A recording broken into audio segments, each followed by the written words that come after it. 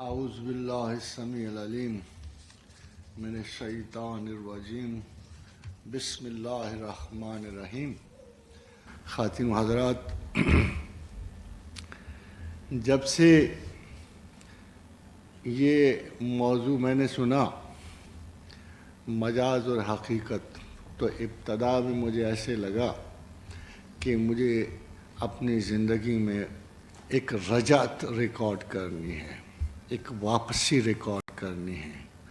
بہت سارے مقامات زندگی جہاں سے انسان کا ذہن گزر چکا ہوتا ہے، تو مجاز کی یادداشت کو واپس لوٹانا میرے لیے بڑا ضروری تھا۔ مگر خلاصتاً اگر ایک جملہ آپ سے کہوں کہ نفس انسان نے اگر رہے حقیقت میں کوئی سب سے بڑی ڈائیورشن کاز کی ہے تو وہ مجاز ہے۔ جب بھی میں دوبارہ اسے ریپیٹ کرتا ہوں کہ نفس انسان نے تلاش حقیقت میں اگر سب سے بڑی کوئی ڈائیورشن کاز کی ہے تو وہ مجاز ہے۔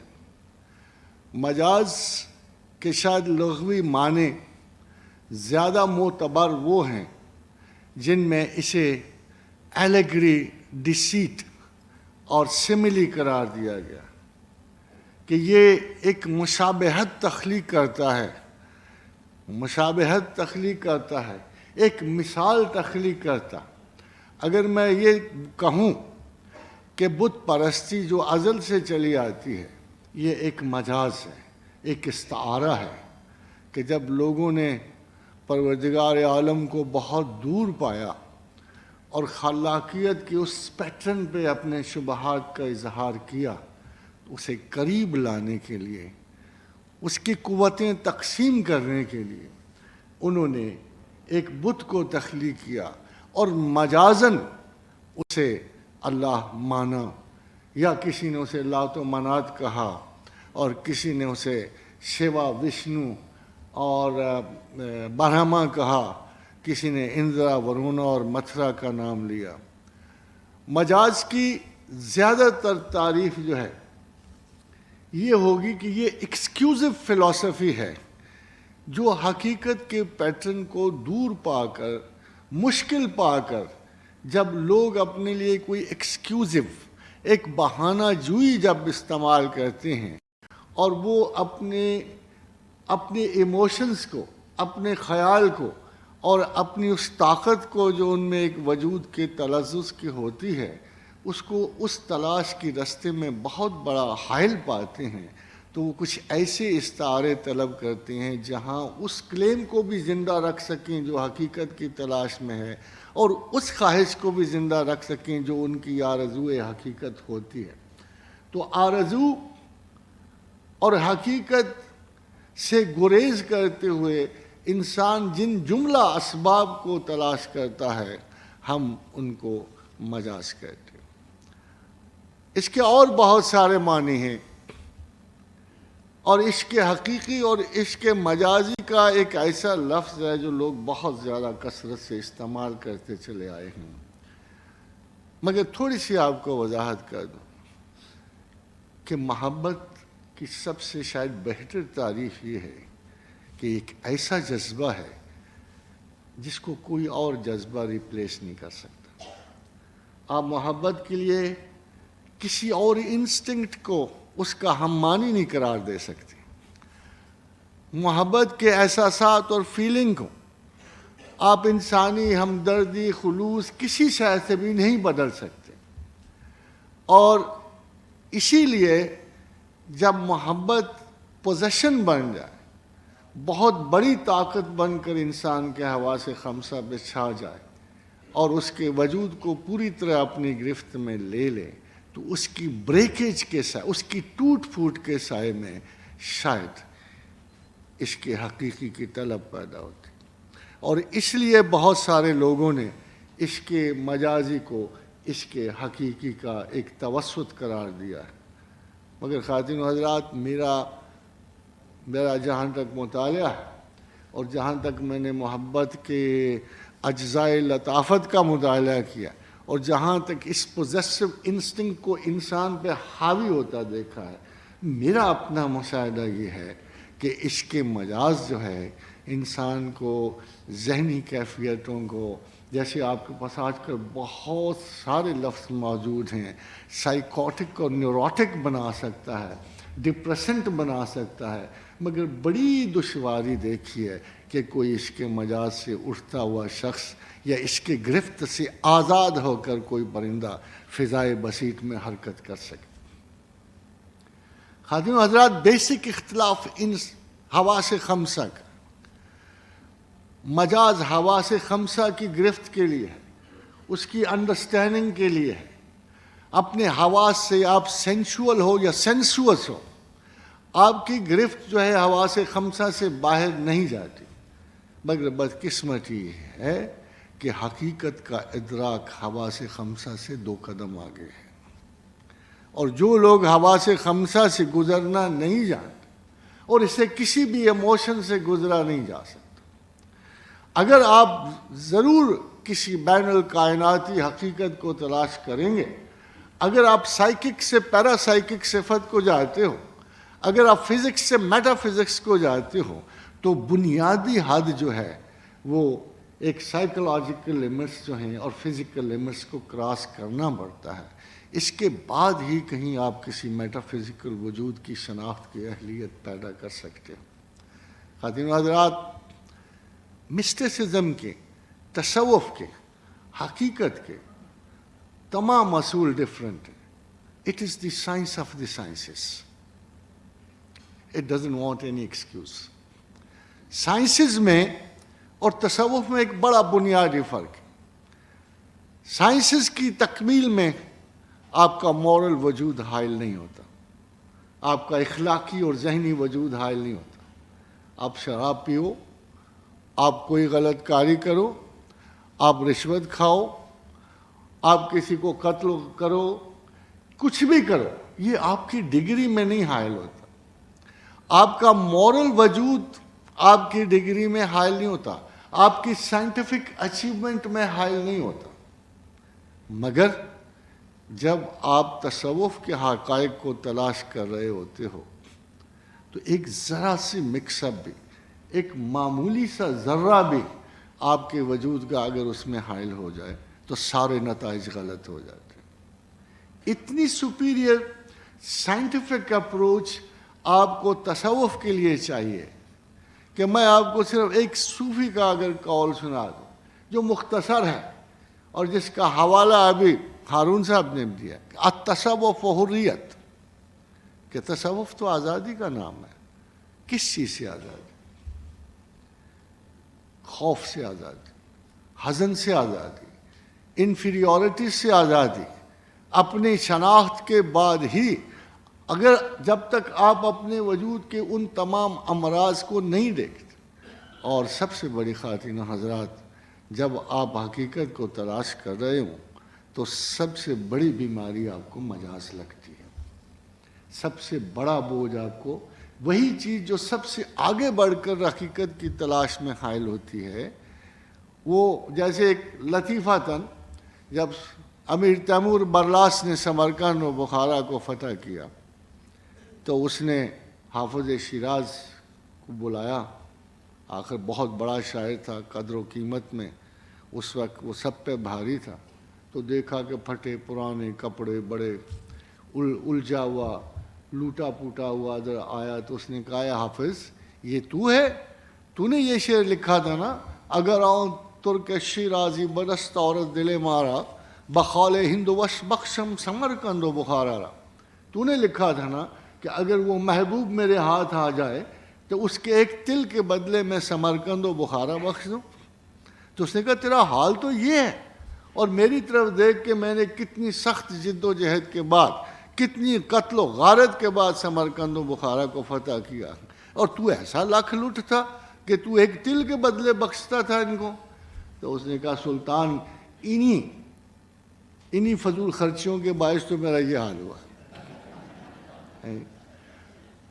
تو خادم حضرات، جو پوزیشن جو ہے لو میں پائی جاتی ہے، محبت میں پائی جاتی ہے۔ اور اب آپ دیکھ لو کہ ذرا سی ایک جھلک جو انسان کے نفس کو خوش کرتی ہے، ایک ذرا سی تلاش جو اس کے، ایک بہت بڑا اصول ہے جو مجاز اور حقیقت کے خلاف کھڑا ہے۔ All mysticism is being unsympathetic to ourselves۔ اور مجاز اسی محبت کو طاقتور کرنے کا نام ہے۔ یہ بنیادی فرق ہے کہ مجاز اپنی ہی کسی خواہش ذات کو طاقتور کرنے کا نام ہے، اور تمام تصوف جو ہے وَأَمَّا مَنْ خَافَ مَقَامَ رَبِّهِ وَنَهَى النَّفْسَ عَنِ الْهَوَىٰ، نفس تو بہت دور کی بات ہے، یعنی ہمارا جبلی وجود تو بہت دور کی بات ہے۔ اگر آپ نے خدا کی تلاش کرنی تو نہ صرف اپنے وجود کی نفی اور نہیں کرنی پڑتی ہے، بلکہ ہوا کی بھی مخالفت کرنی پڑتی ہے۔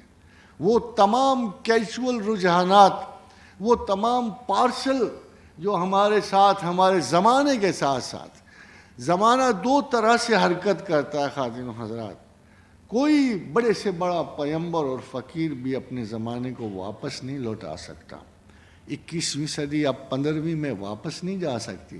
سو somebody has to lay down a rule کہ اگر آپ کو خدا کی تلاش میں نکلنا ہے، اگر آپ کو حقیقت کو طلب کرنا ہے، somebody has to lay down a rule کہ جو رول جو ہے اس شخص کو جو سکندر اعظم کو کہہ رہا تھا کہ اگر تو نے مجھ پہ کوئی مہربانی کرنی ہے تو سورج سے ذرا پرے ہٹ جا تاکہ مجھ پر اللہ کی نعمت بخیر و خوبی پہنچے۔ اس وقت سے لے کر آج تک جو رول لے ڈاؤن کرے گا تصوف کے لیے، وہ بغیر کسی تغیر اور تبدل کے دور حاضر تک جاری رہیں گے۔ اس میں ریکیز نہیں آ سکتی، اس میں کانسنٹریشن آرٹس نہیں آ سکتے، اس میں کوئی ٹیلی کائنیسس کا وجود نہیں، اس میں ٹیلی پیتھی نہیں ہے، اس میں کلیئر وائلنس نہیں ہے۔ جو تصوف ہے بڑا ہی انتہائی سادہ ایک اخلاص ہے جو سینہ انسان میں اس وقت پیدا ہوتا ہے جیسے کسی صحرا نورد کو صحرا کے نشان گم ہونے کے بعد ایک شدید نوسٹلجیا کا احساس ہوتا، اور جو بے راہ روے منزل جب کھڑا ہو کے اس کے دل کی طلب یہ کہتی ہے کہ کاش مجھے کوئی رہنمائی کے لیے کوئی ستارہ، کوئی سورج، کوئی چاند مل جائے، اور جب اسے کچھ نہیں ملتا تو وہ ایک انجانے طلب کے تحت اپنے خدا کو طلب کرتا ہے۔ یہ ناسٹیلجیا، یہ اداسی مجاز میں گم ہو جاتی، یہ وہاں وجود نہیں رکھتی۔ میرے شیخ و مرشد سیدنا علی بن عثمان حجویری بڑی خوبصورتی سے اس استعارے کو ایکسپلین کرتے ہیں۔ فرمایا کہ میرے دل پہ اضطراب تھا، میں اپنے شیخ و مرشد کے پاس حاضر ہوا، میں نے کہا سما کا بندوبست کیجیے۔ آپ نے سما کا بندوبست کیا۔ جب میرے دل کی خلش کم ہوئی، میرا اضطراب ڈھلا، تو میں اٹھ کے چلا، تو میرے شیخ نے آواز دی کہ علی بن عثمان ایک وقت آئے گا کہ تجھے سما میں اور کوے کی آواز میں کوئی فرق محسوس نہیں ہوگا۔ خادم حضرات، یہاں تک تو واقعہ ختم ہو گیا، مگر سید حجویر نے کہا اگر تو اس طرح ذات میں آسرے ڈھونڈے گا، مجاز ڈھونڈے گا، طلب کرے گا تسکین کے پہلو، تو کبھی بھی حقیقت مطلقہ تک نہیں پہنچ سکتا۔ تو ہمیشہ ان آسروں کا شکار ہو جائے گا، وہ آسرے ہی تیری سب سے بڑی بندش اور گہراؤ کا باعث بن جائیں گے، اور تصوف اس سے کچھ جدا ہے۔ خادم حضرات، منازل فکر سے گزرتے ہوئے تصوف ایک بنیادی علم ہے جس کو ہم آؤٹ گروتھ کا علم کہتے ہیں۔ یہ آؤٹ گروتھ ہے، ایک سٹیٹ آف مائنڈ سے نکلتے ہوئے آپ دوسری سٹیٹ آف مائنڈ کو ٹریول کرتے ہو۔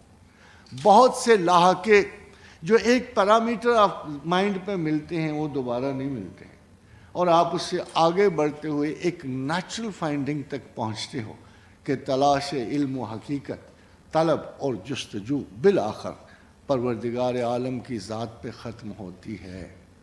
مگر خاتون حضرات پروردگار عالم ہوں گے تو یہ تلاش ختم ہوگی. اگر اللہ ہے ہی نہیں، جیسے ایک صاحب نے، میں نے اسے کہا کہ ایک صاحب نے ایک صاحب کو کہا ہمارے اپنی مجلس میں کہ ہمیں تو رسول اللہ صلی اللہ علیہ وسلم کی وجہ سے اللہ کا یقین آیا. تو انہوں نے کہا مجھے رسول اللہ پہ یقین تو بہت بعد میں آئے گا نا، پہلے مجھے اللہ پہ یقین ہوگا تو رسول پہ یقین آئے گا. کہ میں نے اگر اللہ کی شناخت رسول سے طلب کرنی ہے تو میں ان کی صداقت کو برحق سمجھنے کے باوجود میرا ذہن تو یہ ہوگا کہ اگر اللہ مانوں گا تو کسی رسول کو مانوں گا، کسی کی شہادت تبھی طلب کروں گا.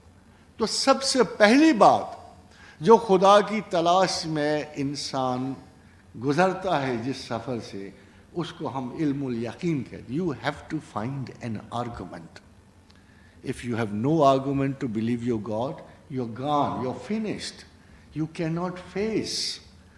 آپ کو زندگی میں، زمانے کی اقدار میں، بدلتے ہوئے موسموں میں اتنی اعتراضات سننے پڑیں گے کہ آپ کا میک بلیف کہیں بھی نہیں ٹھہرے گا. There is no make belief in religion. There is no blind faith in faith. یہ یاد رکھیے. سب سے بڑی بدقسمتی جو مذہب کے ساتھ پیش آئی کہ اعلیٰ ترین خیال کی رسائی تک نہ پہنچنے کے باعث لوگوں نے بلائنڈ فیتھ پہ بھروسہ کیا. کتنی بدقسمتی کی بات ہے کہ جب خیالات کی حدود ختم ہو جائیں، جب تصورات بے چارگی کا شکار ہو جائیں، جب خداوند قدوس کی باری آئے تو آپ بلائنڈ فیتھ لے کے بیٹھ جائیں. اتنی بڑی حقیقت، اتنی بڑی سچائی، اتنا بڑا شعور جو ہے وہ بالآخر آپ کے دنیاوی شعور سے کچھ تو بلند تر ہوگا. اگر خدا بھی دنیا ہی کی طرح کی محنت سے حاصل ہونا ہوتا تو پھر تو بڑا آسان ہوتا، کسی کلاس روم میں ٹیچر سبق دیتے اور طالب علم خدا لے کے چلتے بنتے. آخر ایک گریڈ سے، معرفت کے، اگر آپ ایم ایس سی کی کتاب میٹرک کو پکڑا دو گے تو کیا حشر ہوگا. نارملی آپ کو ہر علم کے ماخذات سے آگے بڑھ کر، آگے جا کر ایک بہت بڑے علم اور بہت بڑی رسائی فکر تک جانا ہوتا ہے. اس کے لیے بے پناہ علم و فراست کی ضرورت ہے، مگر بے پناہ علم و فراست بہانے نہیں ڈھونڈتا. خاتون و حضرات، جہاں علم کی حدود بڑی واضح ہو جائیں وہاں آپ کے وجود کا کوئی استعارہ کام نہیں آتا. وہاں آپ کے فکری، اپنے خیال کا، اپنی جبلتوں کا کوئی آسرا آپ کے لیے کارآمد نہیں ہوتا. You have to be a very very clear scientist. آپ کو کاز اینڈ ایفیکٹ کے اتنی پیچیدہ سلسلے سے گزرنا پڑتا ہے جہاں سب سے بڑا حائل اگر کوئی رکاوٹ موجود ہے اس راستے میں تو وہ آپ کا وجود ہے جو سمپتھیٹک ہے. The first law of mysticism is to be unsympathetic about yourself. اور خواتین حضرات، دنیا میں جتنی بھی فلسفیز آئی ہیں وہ خدا کے حق میں بھی آئی ہیں، خدا کے خلاف بھی آئی ہیں. بدقسمتی اس میں most of them were sympathetic to their own selves. اب بھی اگر آپ انالیٹیکل برین نہیں رکھتے، اب بھی اگر آپ کی اجزائے ترکیبی میں وہی خوش فہمیاں شامل ہیں اور آپ کی سائنٹیفک اپروچ نہیں ہے تو آپ کبھی بھی اللہ کو نہیں پا سکتے. سب سے بڑی بات، یا اللہ تعالیٰ کو آپ دیکھو تو وہ تو کام کو بڑا آسان کر دیتا. وہ تو اس کو شیطان نے کہا کہ پروردگار مجھے اجازت دے، میں ان کو الجھاؤں گا، ان کو دائیں سے آؤں گا، بائیں سے آؤں گا، اوپر سے آؤں گا، ان کے ہر طرف سے آؤں گا. میں ان کو کیا کروں گا؟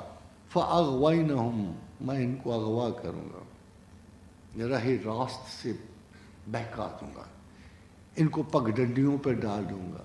خاتون و حضرات، شیطان کا یہ دعویٰ تھا کہ میں ان کو مجاز کے رستوں پہ ڈال دوں. سمپل سی بات، میں ان کو اغوا کروں، یہ سیدھے رستے پہ جا رہے ہوں گے اور میں ان کو ایسے لالچ دکھاؤں گا. بڑی خوبصورت حدیث قدسی ہے. حضور نے فرمایا صلی اللہ علیہ وسلم، جب اللہ نے دوزخ پیدا کی تو جبریل کو کہا ذرا دیکھا نا، میں نے بھی ایک صنعت تخلیق کی ہے، ذرا دیکھا نا. جبریل گئے اور لرزاں اور ترساں واپس آئے کہ ہی پروردگار یہ آفت کس کے لیے؟ اس کو تو دیکھ کر اور اس کا تو خیال کر کے بھی رونگٹے کھڑے ہو جاتے ہیں. اور کون ایسا احمق و جاہل اور بے درد انسان ہے جو اس آگ میں کودنا پسند کرے؟ کہ اچھا ٹھہر جا ذرا میری جنت بھی دیکھ. تو جبریل جنت کے معائنے کے لیے گئے. کافی دیر کے بعد لوٹے، کچھ اپنا بھی تھا نا بیچ میں.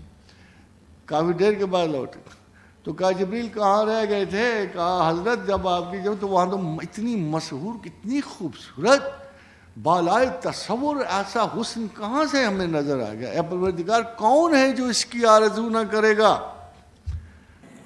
تو خاتون حضرات جبریل امین جنت دیکھنے گئے. یہ مفروضہ حدیث نے پکی پوری بخاری اور مسلم کی مصدقہ مسلسل متواتر حسن اور صحیح ہے. جب وہاں دیکھنے گئے تو دیکھا کہ جنت ہر مکروہ چیز سے ڈھانپی پڑی. دکھ ہی دکھ، اذیتیں، ابتلا، کرب، مصائب، کربلا جی. اس میں کون تو ہے؟ حسین کے سوا کون ادھر آتا ہے؟ تو نے کہا ادھر کون آئے گا؟ یہ تو بڑے جگرے والا انسان اس میں گرے گا. اے اللہ تو نے تو بالکل جنت کو ایسا بنا دیا ہے کہ وہ تو کسی انسان کے تصور و آرزو میں نہیں آ سکتا. تو حضرات گرامی آپ نے دیکھا مجاز اور حقیقت میں فرق. جسے آپ مجاز میں حسن سمجھ رہے ہوتے ہو وہ جہنم کے شعلے میں لپٹا ہوگا، اور جسے آپ دکھ اور اذیت سے حقیقت کی تلاش سمجھ رہے ہوتے ہو اس کے پس منظر میں کیا حسن ہوتا ہے. اللہ قرآن حکیم میں فرماتا ہے کسی کو یہ پتہ نہیں کہ میں نے اس کی آنکھ سے چھپا کر جنت میں اس کے لیے کیا خوبصورتیاں رکھی ہیں، مگر اس سراب نظر سے آگے کون؟ حاضرین حضرات مسئلہ یہ ہے کہ اس سراب نظر سے آگے کون بڑھے گا؟ یہ دوزخ اور جنت کے سراب سے آگے کون بڑھے؟ بہت سارے لوگ کہتے ہیں جنت تو مفروضہ ہے. ہمارے بہت سارے ایسے انٹلیکچوئلز بھی آئے، بہت سارے دانشور بیچ میں جنہوں نے کچھ جدیدیت کا رنگ پایا. انہوں نے کہا جنت مفروضہ ہے، دوزخ مفروضہ ہے.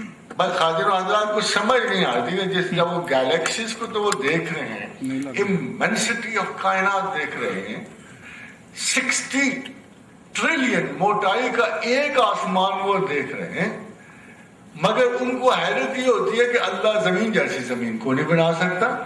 مین از اے بگ نارسسسٹ، اتنا بت پرست میں نے کوئی شاعری نہیں جتنا انسان. جوانی میں بھی تھا، سچی بات آپ کہیں گے وہ مجاز تھا، نہیں بلکہ میں اس کا ایک یادگار کی طرف ایک شعر بھی سنا دیتا ہوں. میں خود پرست کسی پر نثار ہو نہ سکتا، میری نظر میرے دل ہی میں آ کے ڈوب گئی. لیکن بڑی پچھلی عمر کا شعر ہے، آپ میرے خیال میں نظر کو فرصت ہی نہیں پڑا. تو خادم حضرات یہ خود پرست انسان جو ہے، یہ نارسسسٹ جو ہے، اس کی بہت بڑی بدقسمتی ہے کہ بلینز اور ٹریلینز میں بکھری ہوئی اس کائنات میں یہ اپنی دنیا جیسی کوئی زندگی سمجھتا، اپنی نظر کسی کو مخلوقات میں سمجھتا ہی نہیں ہے. اب جس خدا سے ہمیں واسطہ ہے اس کے میگنیفیسنس، اس کی عظمت جو ہے ہمارے خیال سے ماورا ہے. ہم اشارتاً سمجھ سکتے ہیں، ہم اللہ کی عظمت کے قائل ہو سکتے ہیں. اگر ہم اشارتاً اس کا خیال کریں تو ہم قائل ہو سکتے ہیں. دیکھو کہتے ہیں اللہ الذی خلق سبع سماوات ومن الارض مثلہن. اللہ کو تمہیں کیا بتا، تم تو ایک دنیا چھوٹی سی، تمہارے ایک گیلیکسی میں 2000 ستاروں میں سے ایک چھوٹا سا معمولی سے سٹار میں بیٹھ کے اتنی تنتنی بیٹھی. بھلا یہ ناز اس سے بڑی کیا مجازی کوفت ہو سکتی ہے کہ اتنی چھوٹی سی دنیا پر اتنا بڑا تکبر اور ناز.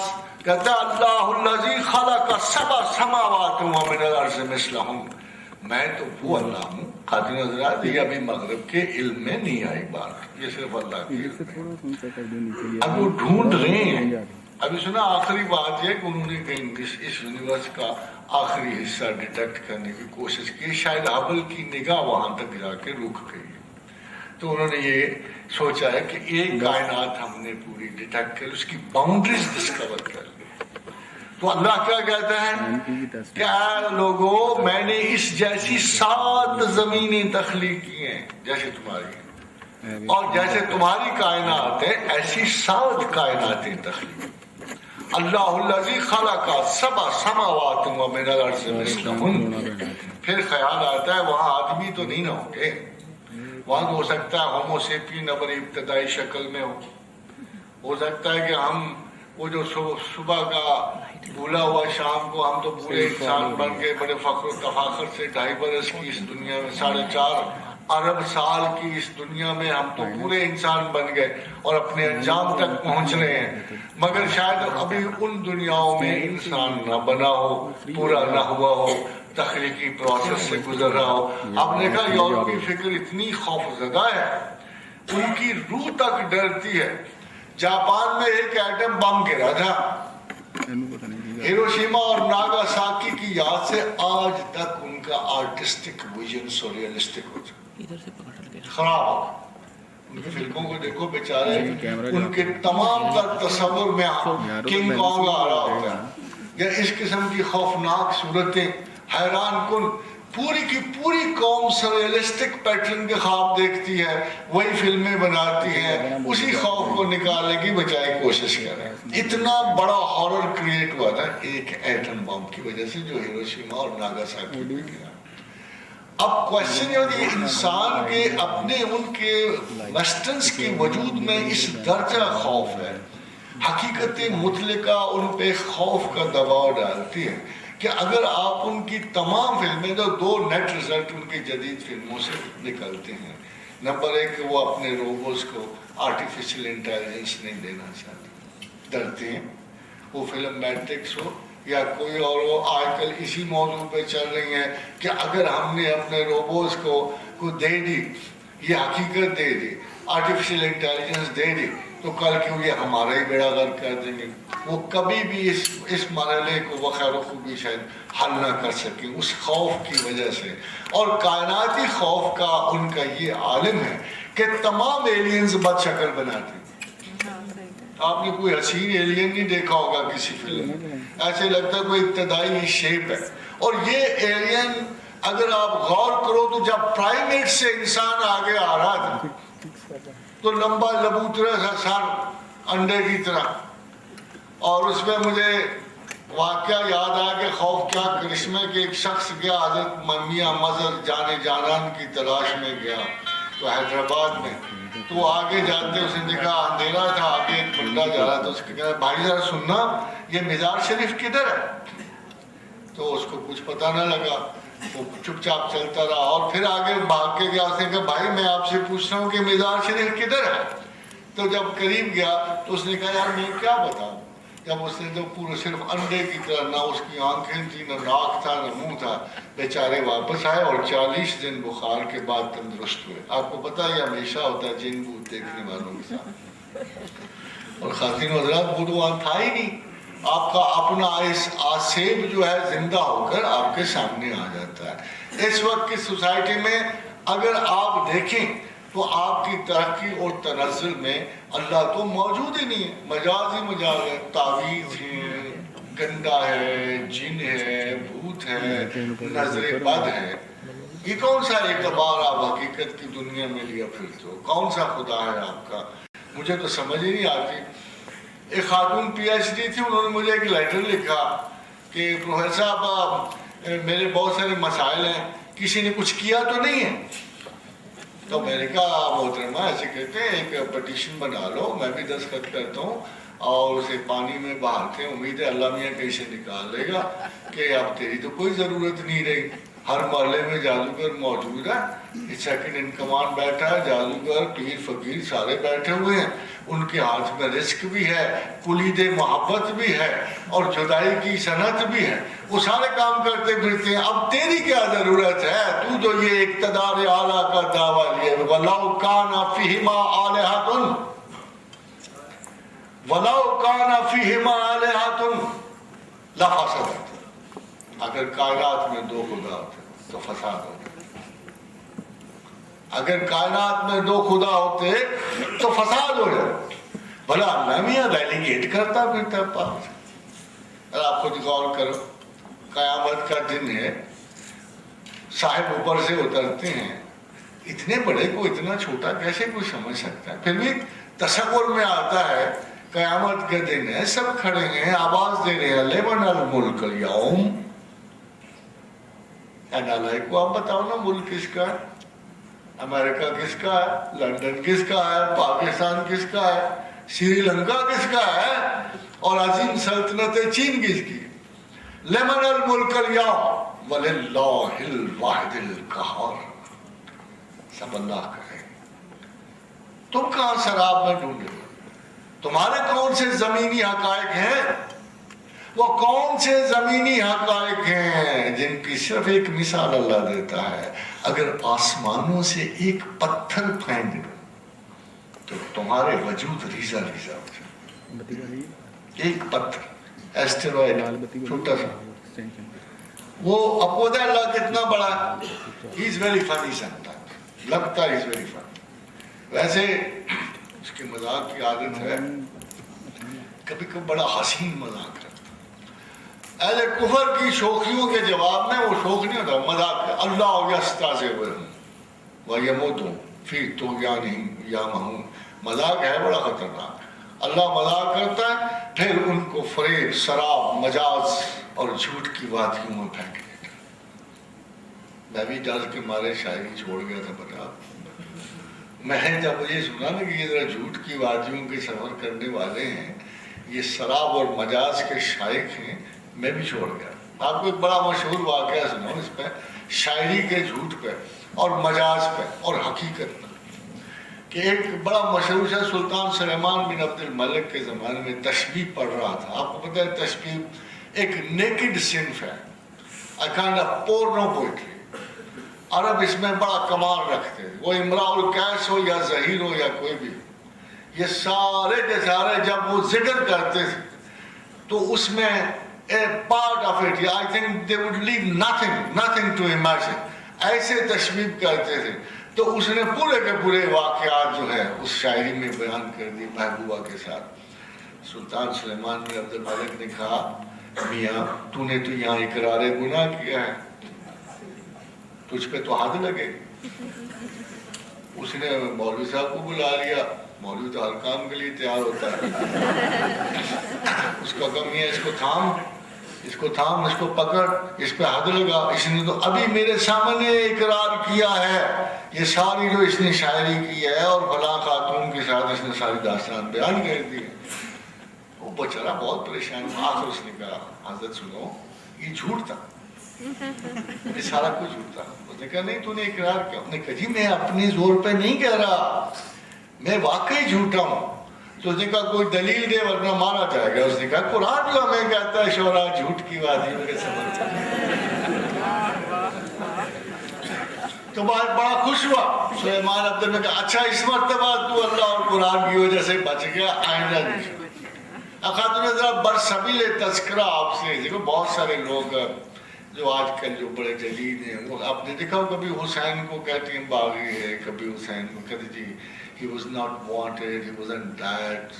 باقی باتیں چھوڑ دیں. میں آپ کو چھوٹی سی بات بتا رہا ہوں. سپوز ہمیں کسی چیز کا کما حق ہو پتہ ہو, ہمیں پتہ ہو, مجھے فرض کرو میں بڑا کمزور سا آدمی ہوں مگر مجھے پتہ ہو کہ جی میرا رہنما بڑا کٹر شرابی ہے, بڑا کٹر اس قسم کا غلط اور غلیظ آدمی ہے, اور پھر مجھے کہا جائے اس کی تائید کر, اس کی, تو اگر تو مجھے نہیں پتا تو شاید میں بھول چک کر اس کی تائید کر بھی جاؤں گا. مگر اگر مجھے پتا ہے اور میرے پاس اس کی شہادت موجود ہو, کوئی ایسا ہی ہے, تو پھر بڑا مشکل ہوگا. شاید میری آپ ماتھے پہ بندوق رکھ دو اور کہو کہ مانتے ہو کہ نہیں مانتے, شاید میں مان, مگر اگر مجھے میرا حق بنتا اور اگر مجھ میں تھوڑی سی جرأت اظہار ہے, جرأت اخلاق ہے, اگر شاید میں بھی خانوادہ رسول سے ہوتا تو میں بھی نہ کر دیتا. تو اس کی مثال آپ کو ہے کہ یزید اپنی خود مثال ہے. آپ نے حافظ شیراز کا وہ مصرع تو سنا ہوگا کہ الا یا ایھا الساقی ادر قاسم بنا بلا کہ عشق آسان مودول ولے افتاد مشکل ہے. تو حافظ نے بڑا ہی خوبصورت سے one of the best poetry there is no match. جب حافظ شیراز سے لکھتا وہ کوئی جواب ہی نہیں ہے, لفظ ایسے جیسے خود بخود موتیوں کی مالا بنتی جاتی ہے, آٹومیٹک پروسیسز. تو اس نے بولے الا یا ایھا ساقی, ساقی اٹھنا ذرا, اپنا ذرا اپنے پاؤں کی ہمیں دھمک سنا. الا یا ایھا ساقی ادر قاسم بنا بلا, اس پیالے میں شراب بھر. کہ عشق آسان ہے مدبر. پہلے تو بڑا آسان لگتا تھا عشق کرنا, خط پتر تیرے کوچے ہر بہانے, مجھے دن سے رات کرنا, کبھی اس سے بات کرنا کبھی اس سے بات کرنا, چلتی تھی بڑی رونق. کسی نہ کسی بہانے پان بیڑی کی دکان میں کھڑے ہو کر کچھ نہ کچھ کر لیتے تھے. کسی دوست کا رستہ روک لیا, وہاں تک میرے ساتھ چلو, واپسی پہ کسی اور کو روک لیا کہ وہاں تک مجھے چھوڑا. تو یہ چلا تھا کہ عشق آسان ہے مدبر ولے افتاد مشکل. بعد میں بڑی مشکل پڑ, بہت مشکل پڑ گئی عشق نوانے. تو خادم حضرات یہ جو پہلا مصرع ہے یہ یزید کا تھا. تو وہ حافظ کی طرح مفروضہ مجاز کی شاعری نہیں کرتا تھا. وہ اپنی اصل حالت شراب میں وہ اس نے وہ بہت اچھا شاعر تھا, بائی اس کی شاعری آئی نہیں مگر شاعر بڑا اچھا تھا. تو اس کا مصرع یہ تھا ادر قاسم بنا بلہا الا یا ایھا ساقی, کہ وہ حکم دے رہا ہے اپنی ملازمہ کو, ساقی ادھر آ میرے پیالے میں شراب ڈال. اور اس کے بعد تمام تشویق اس کی شروع. اب ظاہر ہے حسین بھی پڑھتے ہوں گے, میرے علم میں بھی آ گیا 1500 برس بعد کہ اس قسم کی. اب آپ خود فیصلہ کرو, آپ حسین سے کیا توقع رکھو گے کہ جو اتنی لاؤڈ, جیسے آج کل کے دنوں میں کسی نے مجھ سے کہا آج کی کرپشن اور پچھلی کرپشن میں کیا فرق. میں نے کہا اس سے loud corruption, very loud corruption. یہ وہ دانت بھینچ کے کوئی نہیں آج کل کرپشن کر, سسک کے نہیں, چھپ کے نہیں کر رہا, اس سے لاؤڈ کرپشن. ایک چور ایک چتر, جو مرضی کر لو چیف صاحب, آپ جو مرضی کر لو ہم کریں گے. وہ حال ہے کہ اس وقت it is considered with loud corruption. اور جب اتنی لاؤڈ کرپشن ہو جائے, حسین بیچارہ کیا ہے, اس نے ساری کٹانا تھا, وہ کہتے کیا کرتا. اور اگر اس کی مان لیتے تو خادم حضرات اصل بات یہ تھی کہ علم اور مجاز کا فساد تھا. علم حسین کے ساتھ تھا, شناخت حسین کے ساتھ تھی, حقیقت حسین کے ساتھ تھی, محبت حسین کے ساتھ تھی, میراث حسین کے ساتھ تھی, نبوت کی آشیرواد حسین کے ساتھ تھی. اس نے بڑی کوشش کی. میں جب وہ حسین پہ نظر ڈالوں میں نے کہا بڑی انہوں نے کوشش کی یہ فساد ٹل جائے, مگر شاید اس کو وہی آنا تھا, یہ میچ پڑھنا ہی پڑھنا تھا. آخر جب حضرت اسماعیل کی گردن سے خنجر اٹھایا نا اللہ نے, اور ابراہیم سے کہا چلو چھوڑو, اس کی جگہ دے دو تم بات, وَتَرَكْنَا مِنَ الْآخِرِينَ, مگر قربانی نہیں ڈالی, پچھلوں میں چھوڑ دیا.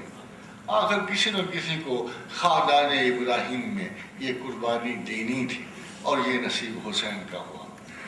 تو خادم حضرات ہمیشہ حقیقت اتنی واضح ہوتی ہے کہ اس پہ کوئی الزام تراشی نہیں ہو سکتی. It is very very simple. میں آپ کو ایک مثال دیتا ہوں.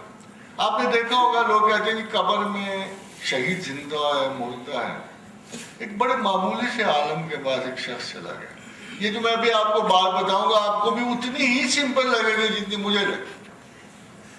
تو اس کو انہوں نے پوچھا کہ یہ جو قرآن کہتا ہے وَلَا تَقُولُوا لِمَنْ يُقْتَلُ فِي سَبِيلِ اللَّهِ أَمْوَاتٌ بَلْ أَحْيَاءٌ وَلَكِنْ لَا تَشْعُرُونَ, کہ شہداء کو مردہ مت کہو, یہ زندہ ہیں, تمہیں شعور نہیں ہے. تو اس نے پوچھا کیا استاد یہ جو قتل ہے یہ روحانی ہے یا بدنی ہے؟ تو استاد نے آگے سے اسے پوچھا یہ بتاؤ کہ جسم قتل ہوتا ہے یا روح قتل ہوتا ہے؟ تم بتاؤ. تو جگہ قتل تو جسم ہوتا ہے. تو پھر آیت اسی کے بارے میں ریفرنس دے رہی کہ روح کو تو کسی نے قتل ہوتا نہیں دیکھا ہوتا, اور اگر مقتول جسم ہے تو آیت بھی اسی پہ ناطق ہے کہ اس کا جسم محفوظ کیا جاتا ہے اور وہ زندہ ہوتا ہے, اور اس کو مردہ مت. खातिन हजरात, हकीकत इतनी वाज़ेह होती, इतनी क्लियर होती। अब देखें, मैं अगर आपको थोड़ा सा एक नुक्ता बता दूं, हमारे यहाँ बड़ी बहस बहुत बड़ी चलती थी, रसूल नूर है या बशर है। ये आप लगे हुए हैं, इधर से कोई बरेलवी लगा हुआ है, इधर से कोई देवबंदी लगा हुआ है, बीच में अहले हदीस ने टांग लगा दी, कुछ शिया साहबान आ गए, लगे हुए हैं बगैर सोचे समझे इस बहस पर।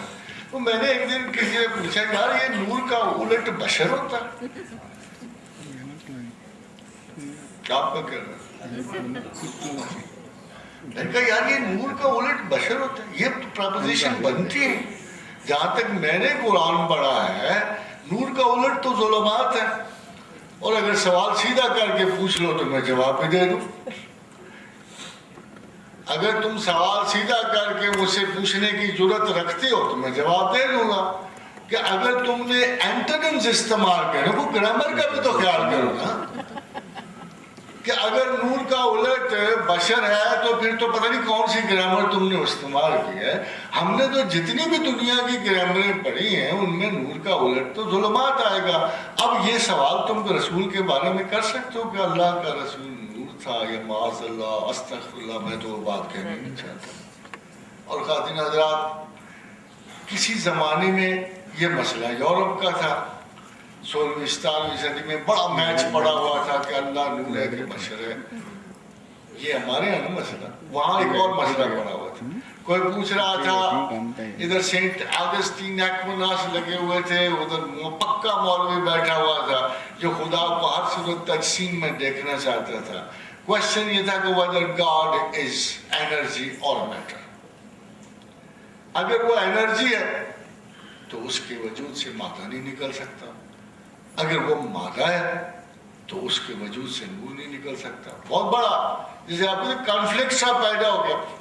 बड़ी देर के बाद चलते चलते आइंस्टाइन तक बात आ, जब उसने relativity the, is equal to mc square raise to the power 10, किस्सा ही खत्म हो गया। उसने कहा मैथ्स को अगर बहुत सूरत से गुजारा जाए शौम की रफ्तार से तो maths will be converted into energy and vice versa is true. बड़े मजे की बात है कि यूरोप का मसला हल हो गया, हमारा पड़ गया। वहां से मौलवी ने अल्लाह से हटा के रसूलुल्लाह पे लगा। हैरत की बात देखो कि कितनी डेकेडेंसी है। हम वो लोग थे,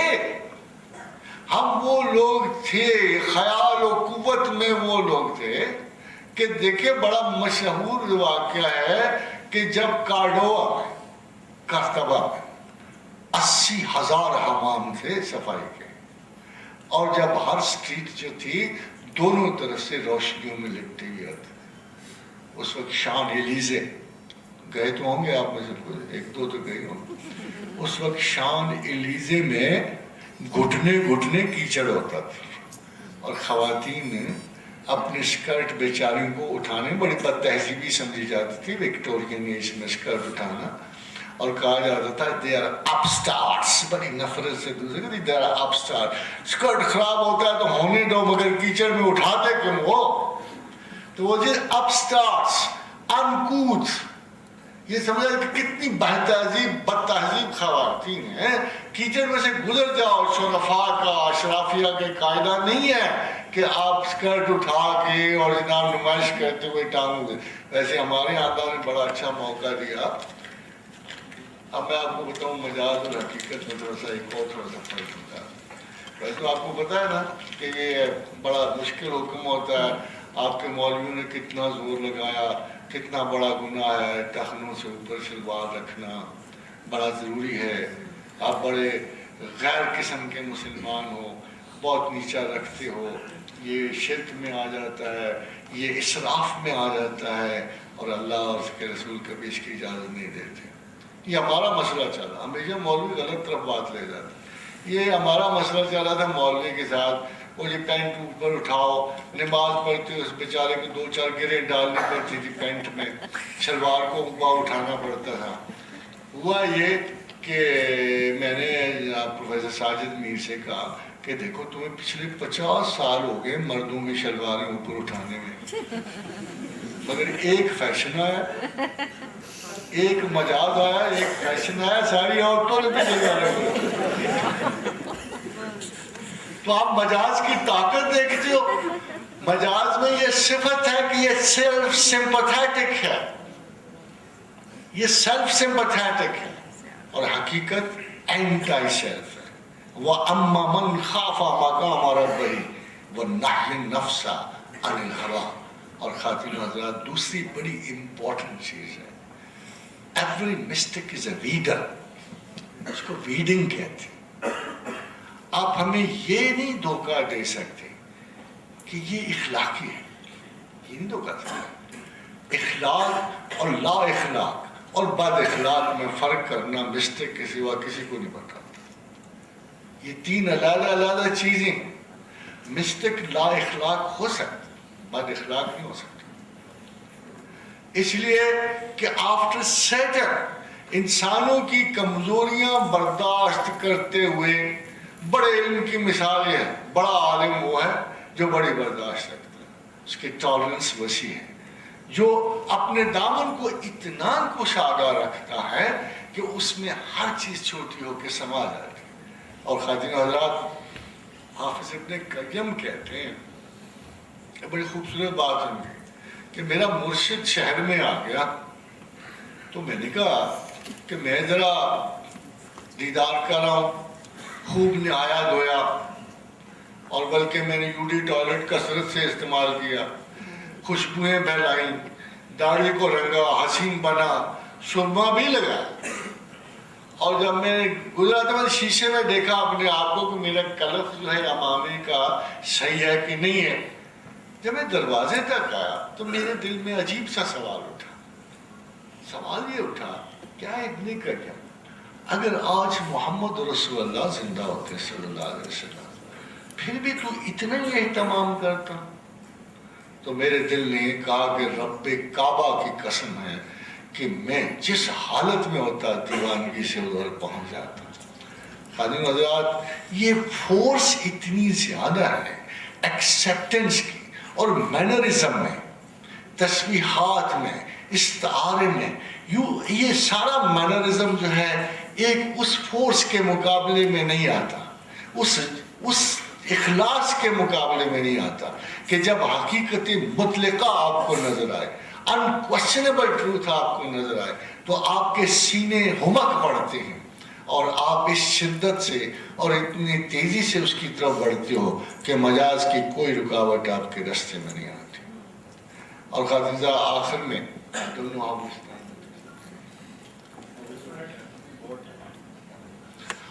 حضرات، آخر میں مجاز اور حقیقت بالکل ایک ہی واقعے میں آپ کو بتا رہا ہوں کہ خواجہ فرید الدین گنج شکر ہانسی میں آئے، لشکر اترا ہوا تھا، لشکر نے سنا کہ خواجہ فرید الدین کہیں آئے ہوئے، تو انہوں نے اپنے امراء سے کہا کہ ہمیں تو ہر صورت ملنا، بغاوت ہو گئی۔ افسروں نے بڑا کہا کہ this is against the sense of duty, انہوں نے کوئی سوال ہی نہیں پیدا ہوتا، ہم تو ضرور جائیں گے اور خواجہ فرید کو ضرور ملیں گے۔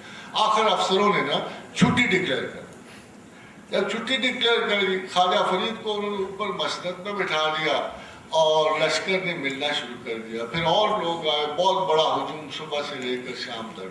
خواجہ بڑے تنگ تھے، حضرت کا لباس کم ہونا شروع ہو گیا، لبادے ٹوٹنے شروع ہو گئے، جو کف پھٹنے شروع ہو گئے، جس کے آپ جو ٹوٹا لگا تبرک کے طور پر لے کے چلتا بنا۔ بس میرا خیال میں آخر میں وہی حال رہ گیا ہوگا جو یورپ سے آئے ہوئے لوگوں کا ہم کرتے ہیں۔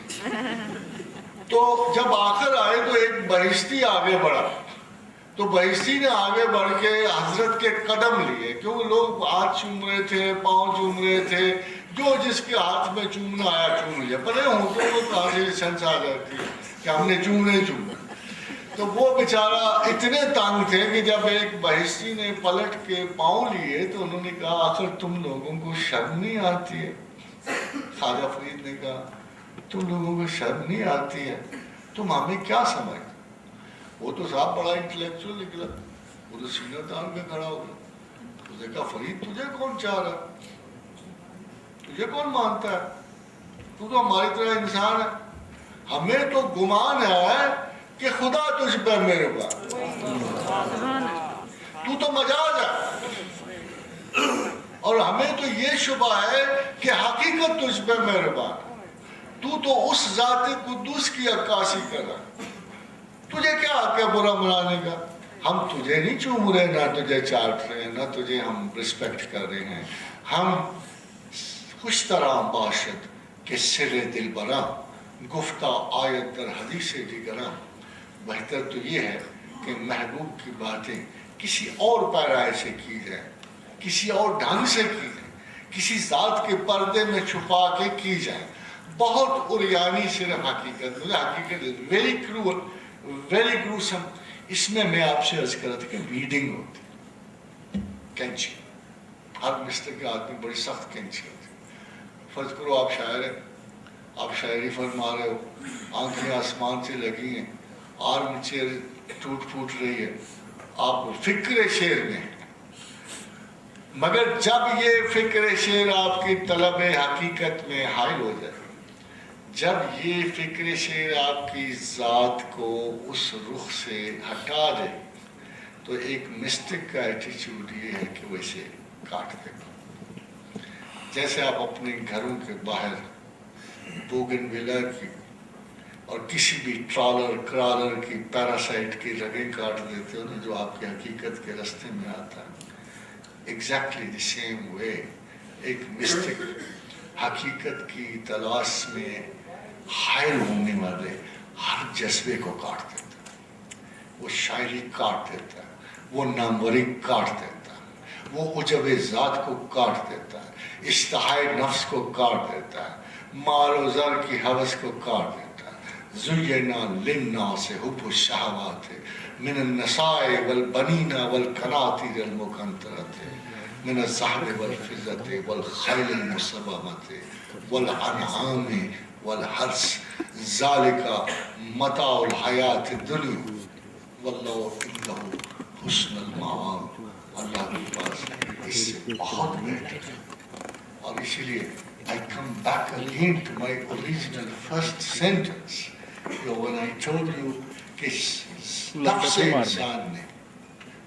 انسان نے حقیقت سے ڈائیورٹ کرنے کے لیے مجاز سے بدتر صلاحیت انسان کو کوئی نہیں، وما علینا الا البلاغ۔ سات زمینیں، سات سر، سات رنگ، یہ اس کے بارے میں مطالعہ کریں گے تو آپ کو پتہ لگے گا کہ بہت سارے نمبرز بہت ساری چیزوں کے لیے مخصوص ہیں، جیسے 19 فرشتے جہنم میں، 19 فرشتے جنت میں، 19 فرشتے بسم اللہ الرحمن الرحیم میں، جیسے 8 کا عدد کسی اور چیز کے لیے، تو پوری مختلف اعداد کے مطابق، جیسے 4 ہیں، جیسے عرش کا جو پایا تھامے ہوئے جو ملائکہ ہیں 8 ہیں، 4 ہیں، اللہ نے ہر جگہ مختلف اعداد سے چیزیں بنائی ہوئی ہیں، ان میں 7 کا عدد اس نے صرف زمین و آسمان کی تخلیق میں رکھا ہے، مگر دراصل یہ 7 نہیں ہے، یہ 49 ہے، یعنی 7 کا ایک توارد ہے جس نے چلنا ہے۔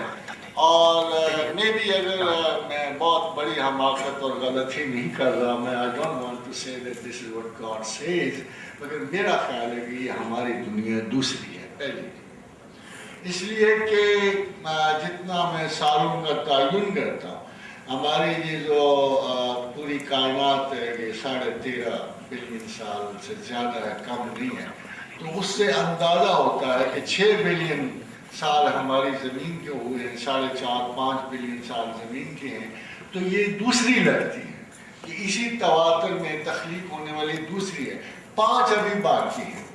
یہ جیسے اللہ کے رسول نے فرمایا کہ پھر اللہ زمین کو نئی زمین سے بدل دے گا، جیسے حضور نے فرمایا کہ جب جنت میں لوگ داخل کر دیے جائیں گے تو پھر بھی جنت میں بے شمار جگہ خالی رہ جائے گی، اور پھر اللہ نئے لوگ نئی دنیا تخلیق کرے گا، نئے لوگ آباد کرے گا، اور پھر ان لوگوں سے کو جنت میں داخل کرے گا۔ تو یہ ایک تواتر ہے جو اللہ تعالیٰ نے 49 not 7 کہ 7 کائناتوں میں 7 زمینیں تسلسل سے چل رہی ہیں، وَيَتَنَزَّلُ الْأَمْرُ بَيْنَهُنَّ، اور ساری زمینوں میں اللہ کا حکم اترتا ہے۔ بھلا جب پوچھا گیا کہ اللہ میاں تو یہ ہمیں کیوں بات بتا رہا؟ وہ ہم ان پڑھ لوگ بڑی مشکل سے 3000 سال کی سائنس کے بعد ابھی نینو ٹیکنالوجی تک پہنچے ہیں، آپ ہمیں کیوں ڈراتے ہو ان باتوں سے؟ تو اس نے کہا لِتَعْلَمُوا أَنَّ اللَّهَ عَلَىٰ كُلِّ شَيْءٍ قَدِيرٌ، یہ اس لیے ہے کہ تم جان سکو کہ تمہارا اللہ کتنی قدرت والا ہے۔ تو اس لیے کوئی تخصیص نہیں ہے 7 کی، کہیں 8 ہے، کہیں 10 ہے، کہیں ایک کا حصہ بڑا امپورٹنٹ ہے۔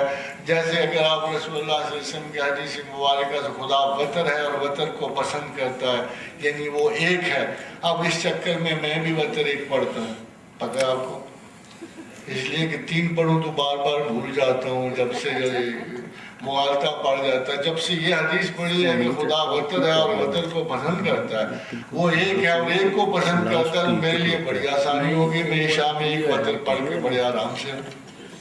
تو بہت سارے عادات جو ہیں، بہت ساری چیزوں کو ایکسپلین کرنے کے لیے ایک عدد نہیں، اللہ تقریباً سارے ہی اعداد استعمال کرتا ہے ڈفرینٹ جگہ۔ اعداد ہیں ہی اسی کے، پھر اس کی مرضی۔ تو صاحب جی جی بلائنڈ فیتھ ایمان بالغیب جو ہے اس میں کیا؟ سب ایمان بالغیب بالکل درست ہے، مگر ایمان بالغیب جو ہے اللہ کے بعد ہے۔ لیکن آپ جب بولے جب خداوند کریم یہ فرماتے ہیں کہ جب تم اگر فرض کرو میں آپ کو ایک اسٹیٹ آف مائنڈ بتا دوں، جیسے اہل کفر تھے، مکہ میں تھے، اور اللہ تعالیٰ انہیں بار بار کہتا ہے تم غور و فکر کیوں نہیں کرتے؟ اگر تم غور و فکر کرو تو اپنے اللہ کو جانو گے، پہچانو گے۔ اگر تم غور و فکر کرو تو کم از کم تم ان کم بخت پتھروں سے نجات پا لو گے۔ پھر اس نے مثال بھی دی، جیسے ابراہیم نجات پائے، جیسے انہوں نے ایک بڑی مضبوط دلیل کے ساتھ اس کافرانہ آرگومنٹ کو منقطع کیا، جیسے حضرت ابراہیم اے پرائری میتھڈ ہے، اور حضرت ابراہیم نے سب سے پہلے عقل کا استعمال کیا، گریجولی مارچ فارورڈ انڈکٹیو اور ڈیڈکٹیو لاجک استعمال کرتے ہوئے اللہ تک پہنچ گئے۔ بلکہ خدا نے بہت نفرت کا اظہار کیا، ان شر الدواب عند اللہ الصم البکم الذین لا یعقلون، کہ میرے نزدیک بدترین جانور وہ ہیں جنہوں نے کبھی غور و فکر نہیں کیا اور اندھوں اور بہروں کی طرح میری آیات پہ گرتے ہیں۔ اور اہل کفر کو سب سے بڑا طعنہ اللہ یہی دیتا ہے کہ اگر تم اپنے آباء و اجداد کی یعنی عادات پہ نہ ہوتے اور اندھا دھند جو ہے میری آیات پہ نہ گرتے، غور و فکر کرتے، سوچتے سمجھتے، تو یقیناً مجھے پا لیتے۔ خادم حضرات، یہاں ایک بہت بڑا ایک آیت کا میں آپ کو ریفرنس دینا چاہتا ہوں۔ خدا کیا چاہتا، کیوں بندے کی پیدائش کا سبب کیا تھا، اس کو اٹھانے کا سبب کیا تھا؟ تو اس نے کہا کن تو کنزن مخفین، میں ایک چھپا ہوا خزانہ تھا، ما احببت، مجھے اس بات سے انس پیدا ہوا کہ میں جانا چاہوں، انورفا، کہ میں جانا چاہوں، پہچانا چاہوں، فخلقت الخلق لیعرفونی، میں نے مخلوق کو اپنے تعارف کے لیے پیدا کیا۔ بہت سارے لوگ کہتے ہیں یہ حدیث جو ہے اتنی مستند نہیں ہے، مگر میں کہتا ہوں کہ اس سے بڑا یعنی اقرار اللہ تعالیٰ نے قرآن حکیم میں کہا اِنَّا عَرَضْنَا الْأَمَانَةَ عَلَى السَّمَاوَاتِ وَالْأَرْضِ وَالْجِبَالِ فَأَبَيْنَ فَأَشْفَقْنَ مِنْهَا، ہم جب امانت عقل و شعور کو پیش کر رہے تھے تو ہم نے زمین و آسمان ہر مخلوق کو پیش کیا، سب ڈر گئے، بھاگ گئے۔ وَحَمَلَهَا الْإِنسَانُ، انسان آگے بڑھا، اس نے کہا یہ اتنی کون سی خلافت زمین و آسمان مل رہی ہے، جنت مل رہی ہے، لالچ تو کھاتا ہی ہے انسان، بڑی یوجلت میں آگے اس نے کہا لاؤ جی مجھے دو، یہ کون سا اللہ پہچاننا کون سا مشکل ہے، انہو کان ظلوما جہولا، اللہ نے کہا بڑا ظالم اور بڑا جاہل۔ تو اتحاد دیکھیے کہ مفسرین نے ان دونوں لفظوں کا بھی مطلب غلط سمجھا۔ فرض کرو اگر آپ اللہ کہہ دے آپ کو کہ آپ ظالم و جاہل ہو، اس کے بعد سزا کون سی رہ جاتی؟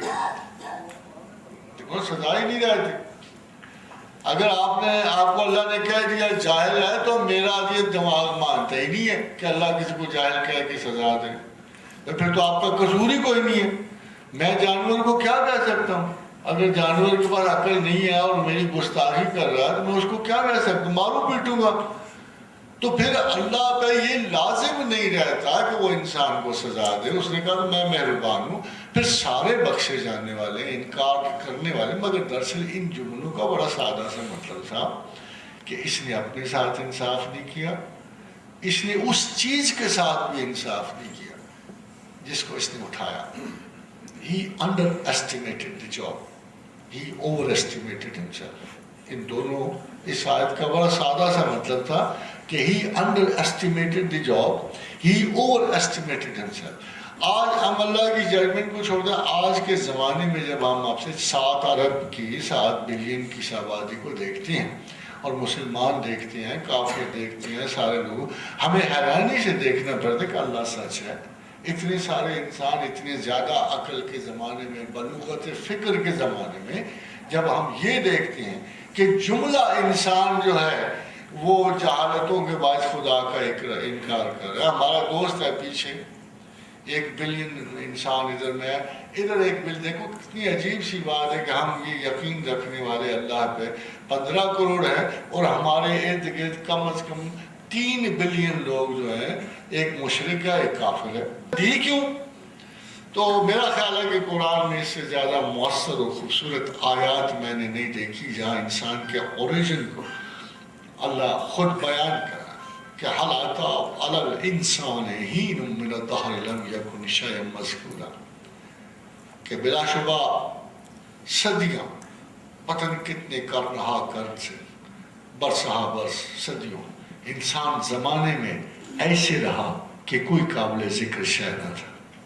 To put it in the words of Professor Wilder, وہ کہتا ہے کہ maybe he was like an algae, maybe he's a particle, he was somewhere in the shape of a grass and attached with some kind of a tree, اور اتنا منحنی سا ایک غیر وجودی سی شے تھی اور اس کے بارے میں کسی کو کچھ پتہ نہیں تھا. ایک ہیچ مقدار ذرہ تھا جو کسی کیچڑ میں الجھا ہوا تھا, اور خدا اس کی طرف اشارہ کر رہا ہے کہ حل اتی علی الانسان حین من الدہر لم یکن شیئا مذکورا, کہ یہ تو کوئی قابل ذکر شے نہ تھا. He was nothing at all. پھر دیکھیں آدم is mentionable, it's not آدم. جس کا ذکر اللہ کر رہا ہے وہ آدم نہیں ہے, یہ وہ ہستی ہے جو نان مینشنیبل تھی. پھر اللہ نے کہا انا خلقنا الانسان من نطفۃ امشاج, پھر انسان کو ہم نے ڈورے نطفے میں ڈال دیا. دیکھیں ابھی بھی آپ کے جسم انسان میں پہلا نطفہ بھی موجود ہے, دوسرا بھی موجود ہے. یعنی اگر آپ غور تو انسان اور اگر عورت اور مرد اگر جوڑا ہے تو آپ کے اندر وہ بھی چیز موجود ہے, امیبا موجود ہے, جس سے آپ کو امیبک ڈائسینٹری جو سنگولر سیل ہے, پیرامیشیا سنگولر سیل ہے. ابھی تک سنگولر سیل کی سٹیٹ ہمارے ساتھ ہے, جس کو ڈائسینٹری ہو جاتی ہے اگر اس کو معائنہ کرا تو پتہ ہے کہ امیبک ڈائسینٹری, تو امیبا ابھی تک سنگل سیل میں موجود ہے. ہمیں دور جانے کی ضرورت نہیں اس کو ڈھونڈنے کے لیے. تو خداوند کریم کہتا ہے پھر تم نے میں نے اس کا نطفہ مخلوط کرنا شروع کر دیا. پھر فرمایا لنبتلیہ, سوچا کہ اس کو ذرا آگے بڑھاؤں, چیک کروں, جج کروں, آزماؤں. پھر ہم نے کہا لنبتلیہ فجعلناہ سمیعا بصیرا, ہم نے اس کو سماعت دی, بصارت دی, نروس سسٹم دیا, بہت کچھ دیا, ابھی بھی چیک نہیں کیا. And then came the last stage and he said اِنَّا هَدَيْنَا السَّبِيلَ, ہم نے اس کو رستہ دکھایا, روشنی دی, عقل بخشی, شعور عطا فرمایا, امانت عقل و شعور اس کو عطا کی, اور اس کو ایک ٹاسک دیا, صرف ایک ٹاسک. آپ کو تو بڑے کام ہیں, صبح اٹھنا, بچے پالنا, روٹی کمانی, یہ کرنا وہ کرنا, پتہ نہیں اتنے سارے کام آپ کے ہیں, مگر اللہ نے آپ کو یہ کام نہیں دیے. خادم حضرات, اللہ نے صرف ایک کام آپ کو دیا, اِنَّا هَدَيْنَا السَّبِيلَ اِمَّا شَاكِرٍ وَإِمَّا كَفُورًا. تمہیں ساری عقل و شعور اس لیے بخشی ہے, چاہو تو ہمیں مانو, چاہو تو انکار. اتنا بے نیاز استاد ہی نہیں کہتے. آپ یقین کرو کہ میں نے اتنا بے نیاز استاد زمین و آسمان میں کو دیکھا ہے. He is the first and the last teacher. ہمارے یہاں ٹیچنگ میں سوشلزم آیا, آدھے استاد سوشلسٹ ہو, آدھے مولویوں کے ریجنٹلی ڈیفینڈنگ دی ریلیجن، ادھر سے ریلیجن پہ اٹیک آ رہا تھا، ادھر سے ریلیجن ڈیفینڈ ہو رہا تھا. ہر آدمی کی کوشش تھی کہ شاگرد آزاد نہ سوچے. ہر آدمی کی کوشش تھی کہ میں اگلے سے پہلے جا کے اس کے دماغ پہ قبضہ کروں. سیکولر آیا، اس نے پہلے قبضہ کرنا. Nobody ever wanted to give a full picture to a student. Nobody ever wanted. Everybody wanted کہ میرے مکتب فکر میں اینڈ ٹائپ باقی سب کو سلمان نے سنائی، کسی کو منشد نہیں کیا، اور بالآخر آپ نے اپنے حلقے ڈھونڈے، لوگ ڈھونڈے، اپنے ساتھ ان کی ضدیں نبھائیں. مگر اللہ نے ایسے نہیں کیا. Not at all. جس کے پاس قدرت تھی تخیل پہ تصرف کی، جس کے پاس طاقت تھی خیال کو بدلنے کی، وما تشاءون الا ان یشاء اللہ، تم چاہ بھی نہیں سکتے اگر میں نہ چاہوں. اتنے غلبے کی قوت کے باوجود اتنا بڑا عالم ہے، اتنا بڑا عالم ہے کہ اس نے علم میں کوئی جبر نہیں کیا. انا ہدینا السبیل، علم یہ عقل یہ نور تمہیں دکھا دیا ہے، اما شاکر و اما کفورا، چاہو تو ہمیں مانو، چاہو تو ہمارا انکار کر دو. خواتین حضرات، آج کے استاد کو بھی یہی کچھ چاہیے، چاہو تو مانو، چاہو تو انکار کر. اگر آپ اپنی نسلوں کو فری انکوائری دیں گے، اگر آپ ان کے دماغ کو کھول دیں گے، اگر آپ ان کے شعور کو پختگی دیں گے، ان کو سوچنے تو دو، ایک دفعہ سوچنے دو. You have to depend on that کہ یہ انشاءاللہ تعالی یہ نسل جو ہے، جو سوچنے والی نسل ہے، بالآخر خدا تک جائے، ہمیشہ خدا تک جائے. نہ وہ ملا کے مدرسے کو پہنچے گی، نہ وہ سیکولر بنے گی، نہ وہ کمیونسٹ بنے گی، مگر عقل و شعور کی نیچرل انتہا اللہ ہے، تو سوچنے والا بالآخر اللہ تک پہنچتا ہے. یہ جو آپ نے بتایا تھا کہ آپ کا جو خیال تھا دنیا ایک پہلے بھی تھی اور ایک اس کے بعد 5 اور، تو جو معراج پہ حضرت محمد صلی اللہ علیہ وسلم نے لوگوں کا حال دیکھا تھا، سزائیں اور کچھ لوگوں کو جزائیں مل رہی تھی، تو وہ ہمارا فیوچر ہے یا وہ ہم سے پچھلی ایک تھی اور پھر قیامتیں بھی ساتھ؟ میں یقین سے نہیں کہتا، اس میں 2 پہلو ہیں. ایک تو پہلی دنیاؤں کے لوگ اور دوسرے ہمارے علاماتی لوگ جو پہلے سے گزر گئے ہوں. تو امکان یہ ہے کہ شاید وہ پہلے دنیاؤں کے لوگ ہوں جو ہم سے پہلے گزر، کسی اور بھی دنیا سے لوگ ادھر جا سکتے ہیں. جہنم تو ریزروائر ہے ہر قسم کی فیلئر کا. وہ اصل جہنم کو اتنا عجیب و غریب مقام بنتا نہیں. آپ نے دیکھا ہوگا جاپان میں جب گاڑیاں بوڑھی ہو جاتی ہیں، میں نے کئی دفعہ فلم میں دیکھا، پھر ان کی کرشنگ کی جاتی ہے، پھر آگ میں جلایا جاتا ہے، دوبارہ اس کو میلٹ کر کے لوہا ٹھیک کر کے پھر اسے ری شیپ کیا جاتا ہے. مگر انسان کی بدقسمتی کہ وہ ایک دفعہ اگر انکار خداوند میں چلا جائے تو دوبارہ اس کو ری شیپ کرنا بڑا مشکل ہے. اللہ نے کہہ دیا ہے کہ اگر میں 100 مرتبہ ان منکرین کو دوبارہ زمین پہ بھیجوں تو یہ دوبارہ اسی طرح کریں گے جیسے انہوں نے پہلے کیا. It is a sign of total failure. It's a sign of total failure. مگر 100 مرتبہ کے استعارے سے مجھے لگتا ہے کہ اللہ زمین پر ہر انسان کو کم از کم 100 چانسز دیتا ہے. 100 چانسز. خاتون حضرات، میرے ہاتھ میں ایک سوال ہے، مجھے شبہ ہے کہ وہ بعد میں پریشان نہ ہوں، ان کا سوال پڑھ دیتا ہوں. It is said that Allah like ibadat which is continuous or persistent, whether little or big. Please tell me how we develop this habit of persistency. دیکھو تو عمر کے ساتھ ہوتا ہے کہ وہ کہتے ہیں در جوانی توبہ کردن سوائے پیغمبرہ. تو جوانی ذرا مضطرب ہوتی ہے، پریشان حال ہوتی ہے.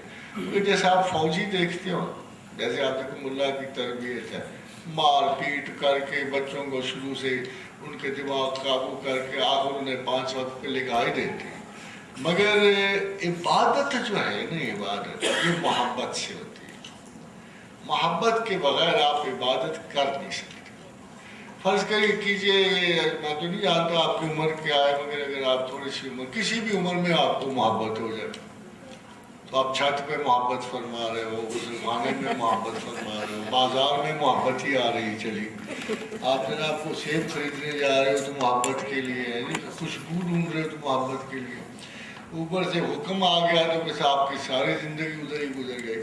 تو جب محبت آ جائے نا کسی انسان میں, محبت, اور تھوڑا سا فرق ہے, ایک تو ہوتی ہے جسمانی محبت ہوتی ہے, ایک محبت اللہ تعالیٰ اپنے لیے ویلیوز کو استعمال کرتے ہیں. جب کسی بندے کو آپ ہائر ویلیو پہ لے جائیں تو محبت پیدا ہوتی ہے, اور جسمانی ویلیو پہ آ جائیں تو پھر مودت پیدا ہوتی ہے. مودت جسمانی اور محبت جو ہے وہ کوالٹیٹیو. تو جب آپ کو کسی سے محبت پیدا ہو جاتی ہے تو کہتے ہیں لفظ لیبر از سویٹ. محبت کی نوکری تو بڑی میٹھی ہوتی ہے.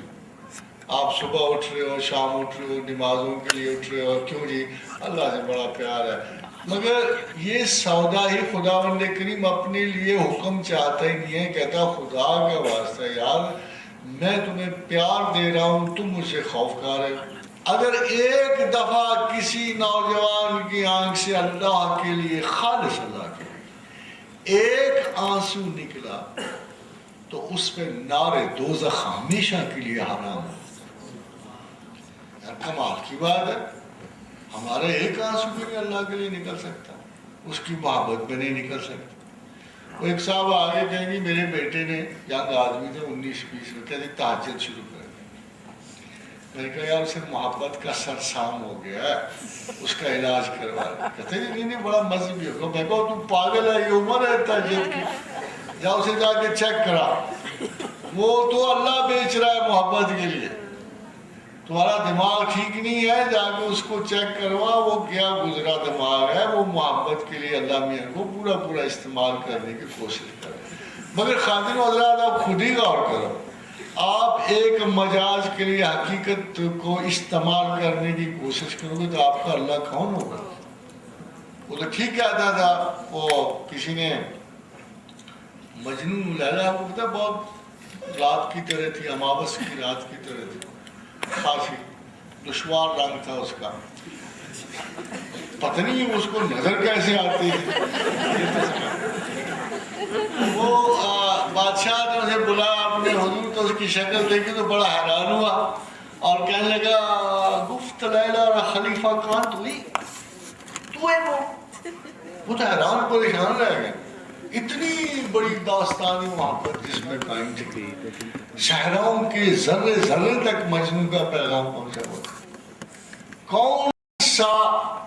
کون سا ایسا درخت ہوگا جس کے نیچے بیچارے نے کھڑے ہو کے داد و فریاد نہ کی ہو. میں تو کہتا ہوں کہ میرا خیال ہے محبت تو پتہ نہیں اس کو تھی نہیں کسی سے, مجنون کو شاید اپنے آپ ہی سے محبت تھی کہ اس جنگل میں اکیلا ہے, مجھے جانے دو, خوب گزرے گی جنگل بیٹھے گے دیوانے. تو اگر مصر کافی سنا تو اس نے کہا گفت لیلا را خلیفہ کہاں تو ہی, تو ہے وہ, کس تو مجنون شد پریشان و غبی, وہ تیرے لیے پریشان. اب بادشاہ کو تو یقین نہیں آ سکتا. تو اس نے کہا گفت خاموش ہے کہ مجنون نیست. اس نے کہا بادشاہ چپ ہو جا, تم مجنون تو نہیں ہے. تو بڑا مشہور محاورہ وہاں سے نکلا ہے کہ لیلا را بچشم مجنو بائدید, beauty lies in the eyes of beholder. ہر آدمی کو حسن نظر بھی نہیں آتا, یہ بھی آپ کو بتا, ہر آدمی کو حسن نظر بھی نہیں آتا. یہ تو پوزیشن, جیسے جن نہیں پڑتا, بھوت پڑ جاتے ہیں, چڑیلیں پڑ جاتی ہیں, اور جن اور بھوت کا آپ کو پتا ہے اصول کیا ہے. حضرت موسیٰ علیہ السلام کے واقعے سے بھی پتہ چلا, رسول اکرم صلی اللہ علیہ وسلم نے بھی وضاحت فرمائی کہ جادو اور سحر یہ ہے کہ تمہارا خیال یا تمہاری نظر حقیقت چھوڑ دے. دیکھیں اس پہ جو چیز تمہیں دیکھنی چاہیے وہ نہ دیکھو, اور جو چیز تمہیں نہیں دیکھنی چاہیے. اب آپ اندازہ کرو گھر میں خون کے چھینٹے پڑتے, ہر آدمی کہہ رہا ہے چھینٹے میں نے بھی دیکھے ہیں, میں نے بھی دیکھے. اب ان کو کون سمجھائے کہ تم نے کوئی چھینٹا نہیں دیکھا, مگر تم ایک دوسرے کے قول کو دیکھ رہے. ایک آدمی نے پہلے دیکھا، پھر دوسرے نے، پھر سارے گھر میں دیکھا، حتیٰ کہ گھر میں چھوٹا سا بچہ ہے، انکل میں نے بھی دیکھی ہے. بھائی اتنی پاورفل سجیشن ہے، اتنی پاورفل سجیشن ہے. چینٹے نہیں ہوں گے تو اگائیں گے، اور چینٹے وہاں نہیں ہوں گے. تو جادو جو ہے یا نظر کو سمیٹ لیتی، قابو کر لیتی ہے، یا خیال کو. خیال اگر پکڑا جائے تو حالات بدتر ہوتے ہیں. نظر کے جادو کا علاج تو بڑا آسان ہے، مگر جب خیال ہی جکڑا جائے. اب دیکھو آپ کے ادھر پیچھے پورے ایک ریلیجس گروپ کا خیال ایک ہی جگہ جکڑا ہوا، ان میں کوئی کشادگی نہیں ہے، ادھر ادھر جانے کی کوئی گنجائش نہیں ہے. نتیجہ یہ ہوتا ہے کہ we are totally caught in the mesh of a thought. اور یہ تھاٹ قبروں تک ہمیں سراسیمہ رکھتا ہے. وَمَنْ يَتَخَبَطُ الشَّيْطَانُ مِنَ الْمَسِّ، جیسے سود خور کے بارے میں اللہ کہہ رہا ہے کہ یہ کوئی زندگی میں نہیں ایسے ہوں گے، بلکہ قبروں سے جب اٹھائے جائیں گے تو ایسے اٹھائے جائیں گے. وَمَنْ يَتَخَبَطُ الشَّيْطَانُ مِنَ الْمَسِّ، جیسے کسی شیطان نے ان کو چھوا ہوا. وہاں بھی ایسے ہی اٹھائے جائیں گے جیسے شیطان نے چھوا.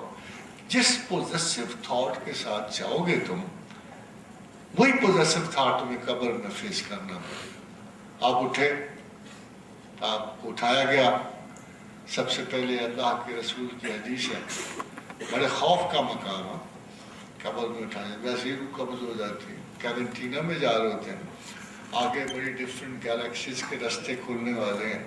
Billions of air to Helen, planes of air to heaven. اللہ کسی مسلمان کو نہ لے جائے، اور جائے گا بھی نہیں. مگر اس کیرنٹینا میں بیٹھے ہوئے آپ پر ایک سوال کیا جاتا ہے، من ربو. Very simple question. مگر سوال یہ ہے کہ پیچھے آپ کس پوزیشن آف تھاٹ میں رہے ہو. سوال تو یہ ہے کہ دنیا میں کس خیال کی پوزیشن میں رہے ہو. دولت، مال، زمینوں، بحریہ ٹاؤن کے چکر میں رہو، کدھر رہے. یعنی جب آپ اتنے زیادہ جکڑے ہوئے احساس میں ہوں گے تو ہو سکتا ہے کہ جب کہ من رب ہوگا تو آپ کو ملک ریاض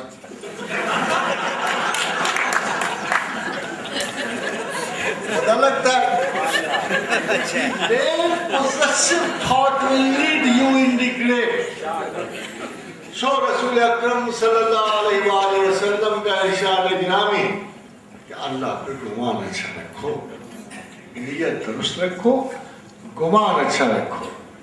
اور پھر ایک دعا بتائی اور کہا کہ یہ دعا لازم ہے کہ تم اپنے ساتھ رکھو.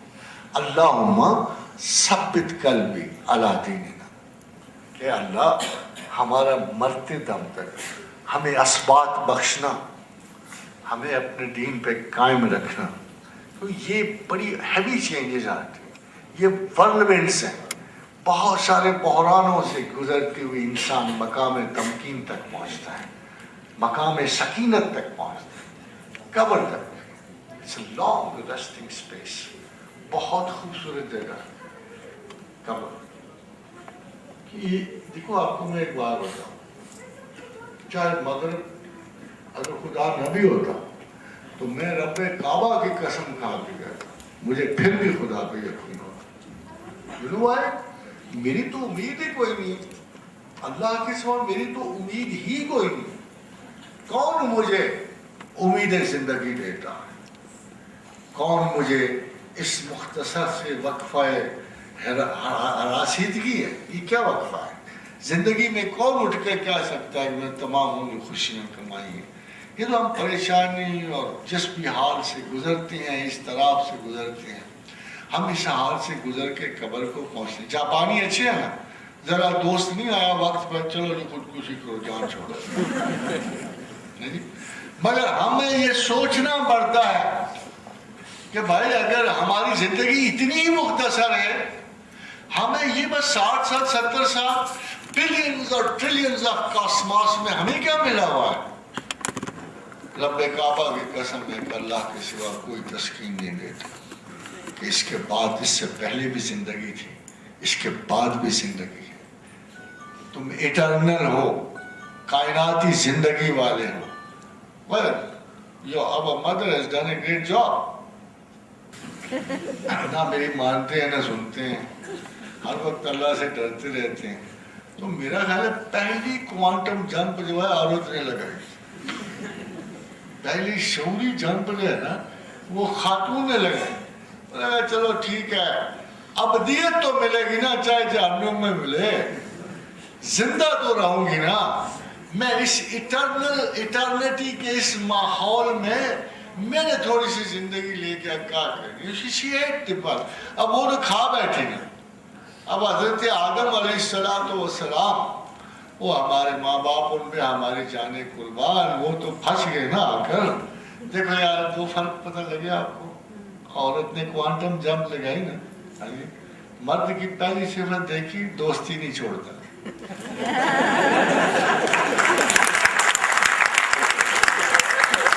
کتنا دوستدار ہے.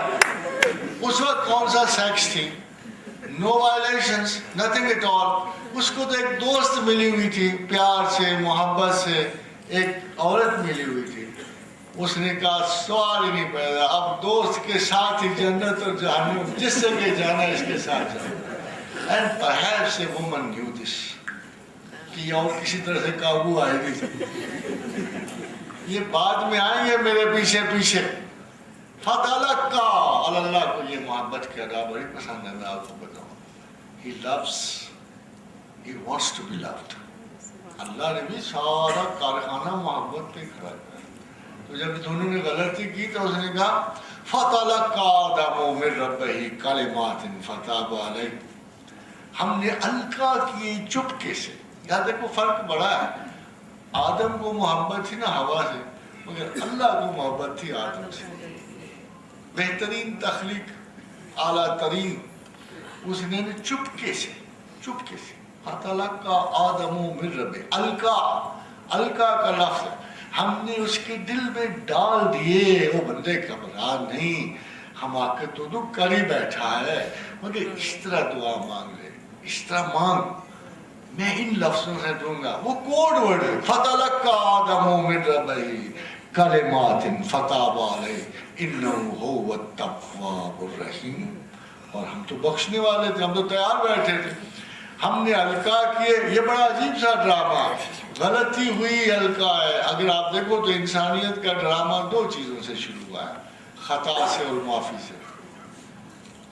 خطا ہمارا پیشہ تھا، ہم نے کیا. بڑا دفعہ بڑی میں نے مشہور فلم دیکھی تھی، اس میں سنتوش کمار فلم ہے، جب ہیروئن کے کمرے میں جاتا ہے تو اسے پوچھتے ہیں یہ کیا تم چوری بھی کر رہے ہو اور تم نماز بھی پڑھنے کا. وہ میرا فرض ہے، یہ میرا پیشہ ہے.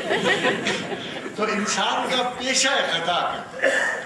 تو سو ہم نے خطا کی، اللہ نے بخشا. مگر وہ دعا کبھی نہ بھولیے گا جو آدم کو اللہ نے سکھائی. ربنا ظلمنا انفسنا وَإِن لَمْ تَغْفِرْ لَنَا وَتَرْحَمْنَا لَنَكُونَنَّ مِنَ الْخَاسِرِينَ. تو یہ دعا آپ کو بہت سے ریکارڈز پہ بھی ہے، اور میرا خیال ہے حق آدم بھی یہی ہے، سنت آدم بھی یہ ہے کہ اس دعا کو ہم ادا کرتے ہیں. اور خواتین حضرات، یہ جو ہمارا محبت کا اس وقت کا ڈرامہ، آپ سوچ سکتے اس میں مجاز کیا تھا؟ کبھی غور کرو، اتنے سارے محبت کے ڈرامے میں مجاز کیا ہو؟ پھر وہ جو ڈرامہ پہلے کے لگا، قرآن نے ایک ڈرامہ تو نہیں بیان کیا نا، وہ بہت ساری اور بھی سچی داستان. یوسف علیہ السلام کی داستان. مگر ایک بات آپ کو بتا دو کہ یہاں یوسف علیہ السلام کے قصے میں ایک بات کہی یوسف نے، جس سے پتہ لگتا ہے کہ حقیقت کیا ہے اور مجاز کیا ہے. ما ابری نفسی، یوسف نے کہا ما ابری نفسی، اے اللہ نفس سے تو کوئی نجات نہیں پاتا. ان النفس لامارۃ بالسوء، یہ تو ہمیشہ برائی کا حکم دیتا ہے. الا ما رحم ربی، اے اللہ اگر تو رحم کر دے تو اس سے نجات ہے. ان ربی غفور رحیم. یہ پوری محبت میں انوالومنٹ کے بعد یہ ہے حضرت یوسف علیہ السلام کی اوپینین اس پورے واقعے پر. یہ ان کی پرسنل اوپینین. ما ابری نفس ان النفس لامارۃ بالسوء الا ما رحم ربی ان ربی غفور رحیم. آپ نے حضرت موسیٰ اور صفورہ کے واقعے میں دیکھا، یہ بڑی عجیب سی بات ہے، وہاں بھی آپ کے دیکھو مجاز کس طرح ٹپکتا ہے، تھکے ہارے لٹے ہوئے خوف کے مارے ہوئے لشکروں کے خوف سے آزردہ، پلے ککھ بھی نہیں، کھانے کو کچھ بھی نہیں، ایک آدھ وہ سکہ بھی نہیں کہ جو خرید و فروخت کے کام آ سکے، اور لباس تار تار، پاؤں بالکل آزردہ خاطر ہو کے ایک درخت کے ساتھ لمبے پڑ گئے، ٹیک لگائی اور کہا ایسی خوبصورت دعا میں نے زندگی میں نہیں دیکھی، اتنی حسین دعا ہے، اتنی مکمل ہے، اتنی بے چارگی میں ایسی ہی دعا مانگی جا سکتی ہے، رب انی لما انزلت الی من خیر فقیر، اے اللہ تو اپنی جناب سے کچھ نازل فرما دے، میں تو فقیر ہوں، اے اللہ تو اپنی جناب سے کچھ بھی نازل فرما دے، میں تو فقیر ہوں، میں تو غریب ہوں، تیرے دیار میں مجھے تو جو دے دے، تو مجھے ایک ذرہ دے دے، کچھ دے دے۔ اور اس دعا کے جواب میں اللہ نے کیا دیا؟ ایک جھل بلات، قرآن پڑھا ہوگا نا آپ، ایک جھل بلاتی لجاتی ہوئی شرماتی ہوئی خوبصورت خاتون قریب آئی، اور یہ حضرت صفورہ ہے۔ God is not less romantic۔ اور خادم حضرات دیکھو اپنے لیے کیا کہتا ہے، جاؤ حسنۃ علی العباد، اے لوگوں بڑی حسرت ہے، بڑا افسوس کی بات ہے، یار تم نے پیٹرن ہی نہیں دیکھا، وہ میں کیا چاہ رہا ہوں، وہ قہار، وہ جبار، وہ بھائی ٹھیک ہے وہ تو میں ہوں، وہ تو کہتا ہے، مگر یار تمہارے لیے تو نہیں ہوں، تم کیوں نہیں غور کرتے اس بات پر؟ دیکھو جی تمہیں مثال دے دے، جب اللہ تعالیٰ نے کہا میں بڑا رحمان ہوں، رحیم ہوں، کریم، بڑا، وہ ہمیں کیا پتا کیسا ہوتا ہے رحمان، کیسے رحیم ہوتا ہے، کیسے کریم ہوتا ہے، ہمیں کیا پتا، ہم نے کون سی اس کی رحمتیں دیکھی؟ اگر مجھے کچھ آسانی ملے تو مجھے کیا پتا اللہ نے آسانی دی ہے، اگر مجھ پہ جبر ہو تو میں کیسے کہوں گا اللہ تو نے کون سی مہربانی کی ہے؟ میں تو اپنے خیالات کو ایکسپریس کرنے والا ہوں۔ تو اس کو ضرورت پڑی کہ رحمان و رحیم و کریم اپنے آپ کو واضح کرے کہ میں کیسے رحمان ہوں، کیسے رحیم ہوں، کیسے کریم ہوں۔ تو اس نے کہا دیکھو الحمدللہ رب العالمین، وما ارسلناک الا رحمۃ للعالمین، دیکھو یہ شخص ہے نا، یہ رحمت للعالمین ہے نا، اس کو دیکھ لو تمہیں سمجھ آ جائے گا کہ میں کیسے رحمان رحیم۔ ویسے خاتون حضرات کبھی آپ نے رسول اللہ صلی اللہ علیہ وسلم کی زندگی مبارکہ پوری پڑھی ہو، کوئی ایک واقعہ آپ کو یاد ہے، کوئی ایک واقعہ جس میں قہر و جلال کے اس عظیم پیکر میں، جیسے رسول آپ تھے، یا کسی کو ٹیچنگ میں، یا کسی کو دشنام ترازی میں، کسی کو بھوکا مارنے میں، کوئی ایسی چیز یاد ہے آپ کو اپنے رسول کے بارے میں؟ پھر اللہ کہتا ہے یار اگر تمہارا رسول ایسا ہے تو پھر میں کیسا ہوں؟ تمہیں نہیں سمجھ آئی کہ میں نے ایک نمونہ دینا تھا اپنی رحمت کا، اپنے رحمان و رحیم و کریم، تمہیں سمجھ ہی نہیں آ سکتی تھی تو میں نے تمہارا رسول تمہیں بخشا ہے، تاکہ اس پیٹرن سے کہ وہ مکہ جس پہ پورا آدھا قرآن عذاب کی آیات لے کے اترتا رہا، تمہیں جہنم میں جلائیں، تمہیں یہ کر دیں گے، تمہیں وہ کر دیں گے، ڈانٹ پھٹکار کا یہ عالم ہے کہ کبھی ابو جہل کو کہا جا رہا ہے، کبھی ابو لہب تب بچے تھا ابی لہب ہوا تب، اور کبھی کسی کو زنیم کہہ رہا ہے، لامیہ خود کہہ رہا ہے، اور کسی کو کمینہ کہہ رہا ہے، کسی کو بد خصلت کہہ رہا ہے، پورے مکہ کو زجر و توبیخ کرے۔ جب مکہ فتح ہوا تو کیا ہوا خاتون حضرات؟ کون سا عذاب تھا؟ 1,00,000 کے شہر میں کتنی عذاب یافتہ ہوئے؟